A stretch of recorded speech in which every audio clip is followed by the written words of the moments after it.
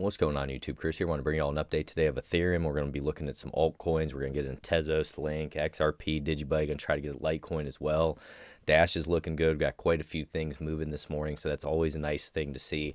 But I want to start in here with Ethereum. Okay, so the first thing that I want to talk about for Ethereum was the overhead resistance that we just broke through. That was at $489. I made a whole video about Ethereum breaking through that level, so check that out, guys. It was just a couple days ago, and that's what we were looking for, was a candle close and a break through that $489. The next area that we're going to try to target is that 545. And what's nice about Ethereum is we have those big wide open gaps here, just like we were talking about, from that 489 up to that 549. There's going to be small areas of overhead resistance, but for the most part, they're wide open gaps, and a lot of times Ethereum and these altcoins will like to run pretty hard in those gaps. When we make our runs, a lot of the times they'll be those 5, 10, 15%, just is what it is. You can see over here, just to give you a couple price examples, I always like to show you when we make our moves, sometimes they can be 30%, just like this, guys, and this is over, you know, about 2 weeks or so, 80% there. When these moves come in, there's probably another 30%. When they come in very hard. Right now, we're up above the 20, the 50, the 100, and the 200. The moving averages are fanning out, so that's a good thing. You always want to see that. So what we look to hold now as support is $489. That's why we turned it green here. Then it'd be around $465, which will turn green. And this is the way I do it, guys. So basically, all these started out as red, and as we break up through them, we turn them into support.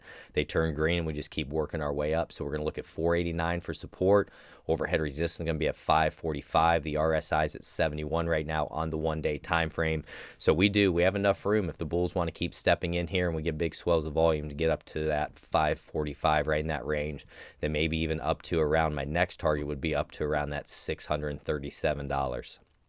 But this has been a pretty powerful move for Ethereum, guys. This is looking good. The volatility stop is at 472 right now. So that's going to be Ethereum. Next one we're going to get into is Tezos. And if you get some from these videos, guys, don't forget to like, subscribe, hit that notification bell, share with your friends. Try to do the best we can out here for people. Try to bring, you know, the crypto space honestly to them without any hype or FOMO. So this one we've been looking at for quite a while here is Tezos. We've been looking to see if it is going to form that bottom, and it has. Okay, so this is a good one here. So we wanted to find support at 185. We found support on a long leg doji. We pushed up, we set our higher low, and now we're trying to get that higher high, and that's what's coming in. Most important thing for Tezos is to get up above this 200 moving average in white. You can see we wicked up to around 274 cents. Then there was some profit being taken in that area, but we need a daily candle close up above that 200 for Tezos.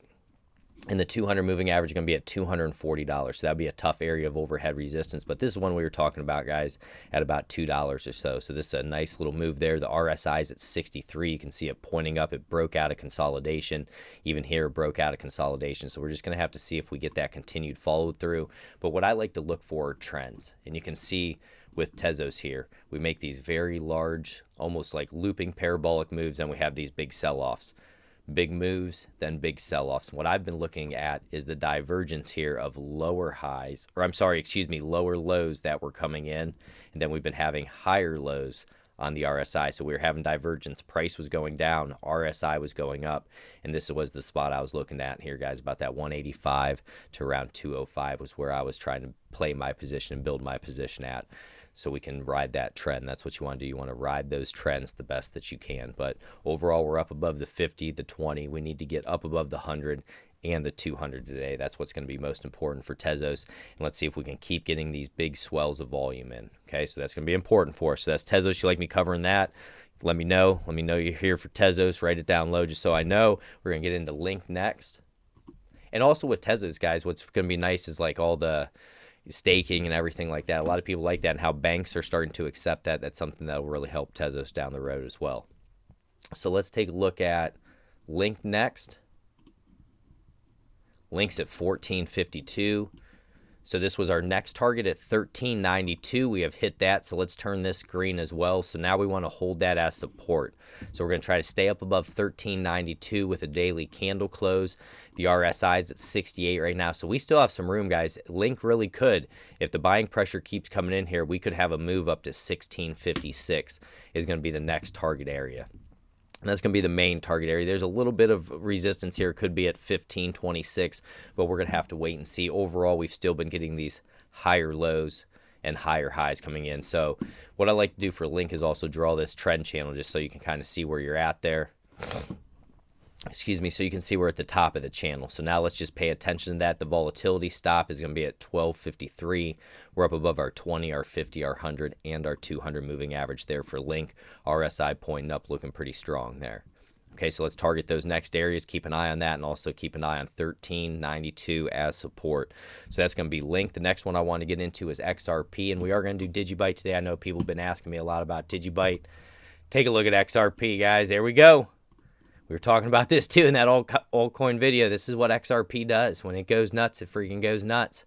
So the next target area we're going to be looking at is 50 cents. So 0.50 is going to be our overhead resistance area. What we'd want to hold as support is 0.34 is going to be the spot right there. But typically, you know, when you get these rounded out bottoms, guys, that's when you get those nice moves, and it came on heavier volume. The RSI is at 90 right now, so I would just be careful about chasing everything.